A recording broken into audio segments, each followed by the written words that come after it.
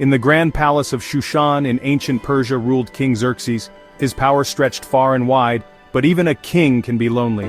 Queen Vashti, known for her beauty, refused the king's summons. Her defiance angered Xerxes. He removed her as queen. A search began for a new queen.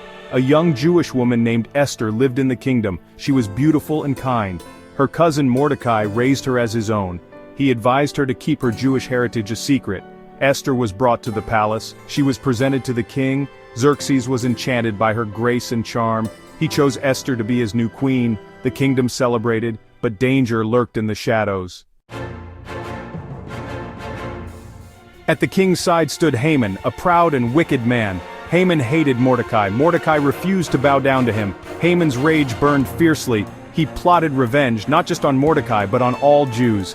Haman whispered poison in the king's ear. He convinced the king that the Jews were dangerous, a threat to the kingdom.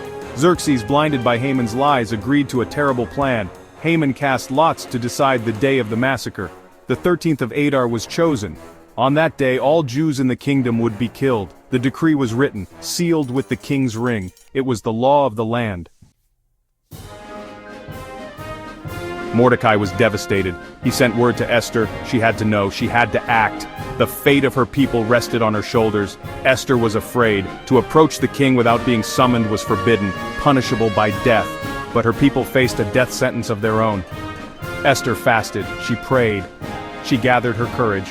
She dressed in her finest robes. She approached the king's throne room. Xerxes saw Esther. He held out his golden scepter. He welcomed her. He would grant her any request. Esther invited the king and Haman to a banquet. She would reveal her plea then. At the banquet, Esther spoke. She revealed her Jewish identity. She told the king of Haman's plot.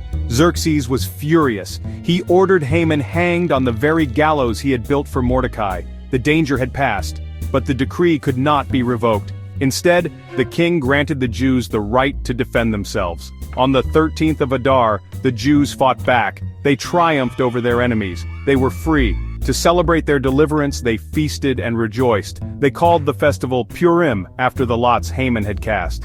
To this day, the story of Esther is told, a story of courage, a story of hope, a story of the triumph of good over evil. It reminds us that even in the darkest of times, deliverance can come from unexpected places, and that even the smallest among us can change the course of history.